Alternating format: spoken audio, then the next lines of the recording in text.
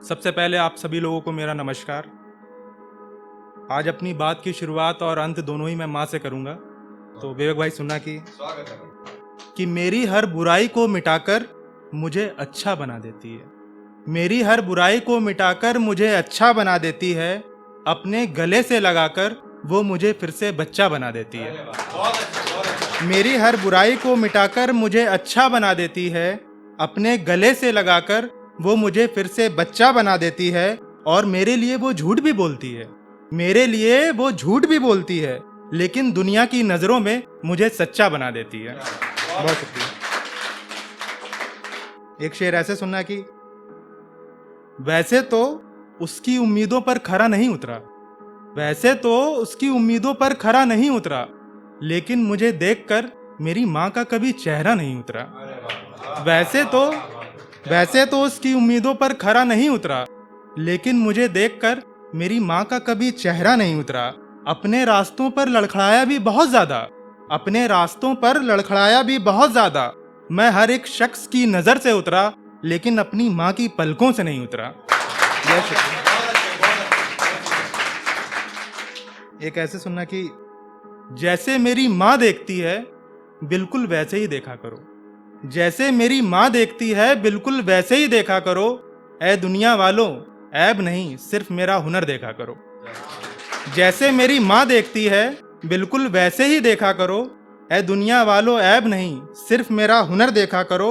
और ये माना कि तुम्हारी आंखें सब कुछ बहुत साफ देखती हैं, ये माना कि तुम्हारी आंखें सब कुछ बहुत साफ देखती हैं, लेकिन बेहतर होगा मुझे मेरी माँ की धुंधली नजर से देखा करो। बेहद शुक्रिया।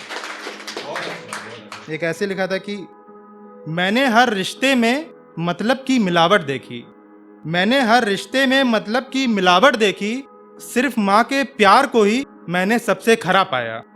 मैंने हर रिश्ते में मतलब की मिलावट देखी, सिर्फ माँ के प्यार को ही मैंने सबसे खरा पाया।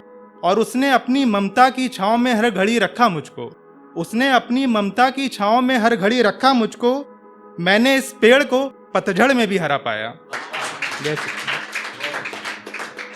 एक ऐसे सुनना कि उसकी दुआ हर घड़ी हर पल मेरे साथ चलती है, उसकी दुआ हर घड़ी हर पल मेरे साथ चलती है। थक कर बैठता हूँ किसी पेड़ के नीचे तो हवा अपने आप चलती है। उसकी दुआ हर घड़ी हर पल मेरे साथ चलती है।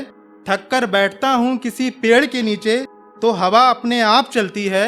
यूं तो उसके पाँव 4 कदम भी उसका साथ नहीं देते, यूं तो उसके पाँव 4 कदम भी उसका साथ नहीं देते, फिर भी मेरे शहर लौटते वक्त गांव के आखिरी मोड़ तक पकड़कर मेरा हाथ चलती है। बहुत शुक्रिया। एक आकाश भाई आपको नजर करता हूं, सुनिएगा कि अपने लहू से सींचा है माने, कि अपने लहू से सींचा है माने, तब जाकर औलाद ने अपना वजूद पाया है। कि अपने लहू से सींचा है माने, तब जाकर औलाद ने अपना वजूद पाया है। और बाप ने घिसी हैं अपनी एड़ियां, तब जाकर बच्चे के पेट में दूध आया है। और तुम्हें पास के दवा खाने पे उनकी दवा नहीं मिलती तो खाली हाथ लौट आते हो। तुम्हें पास के दवा खाने पे उनकी दवा नहीं मिलती तो खाली हाथ लौट आते हो। और कभी वो तुम्हारी पसंद के खिलौने शहर के आखिरी कोने से भी ढूंढ लाया है। एक ऐसे सुनना कि कमाई गई सारी की सारी दौलत बहुत कम लगती है, कमाई गई सारी की सारी दौलत बहुत कम लगती है। वो आज भी अपने पल्लू के छोर में मेरे लिए गुल्लक रखती है। कमाई गई सारी की सारी दौलत बहुत कम लगती है, वो आज भी अपने पल्लू के छोर में मेरे लिए गुल्लक रखती है। उसके दिए पैसों में उसका कमाया सवाब भी शामिल है, उसके दिए पैसों में उसका कमाया सवाब भी शामिल है। जैसे जैसे खर्च करता हूँ वैसे वैसे मेरी जेब भरती है। बहुत शुक्रिया। एक सुनना कि वो सिर्फ मेरा सच या झूठ ही नहीं बोलने की वजह भी जानती है, वो सिर्फ मेरा सच या झूठ ही नहीं बोलने की वजह भी जानती है। उसका हिस्सा हूं मैं और वो खुद को बहुत अच्छे से पहचानती है। वो सिर्फ मेरा सच या झूठ ही नहीं बोलने की वजह भी जानती है। उसका हिस्सा हूं मैं और वो खुद को बहुत अच्छे से पहचानती है। औलाद और माँ के रिश्ते से बड़ा और कोई रिश्ता है ही नहीं, औलाद और माँ के रिश्ते से बड़ा और कोई रिश्ता है ही नहीं। मैं मानता हूं उसे अपना खुदा और वो मुझे पूरी दुनिया मानती है। एक आखिरी शेर पढ़ के अपनी जगह लूंगा। वो मजबूर है फटे पुराने कपड़े पहनने को, ये उसकी बदनसीबी है। वो मजबूर है फटे पुराने कपड़े पहनने को, ये उसकी बदनसीबी है। लेकिन बेटे को आज तक महसूस नहीं होने दिया कि घर में गरीबी है। वो मजबूर है फटे पुराने कपड़े पहनने को, ये उसकी बदनसीबी है।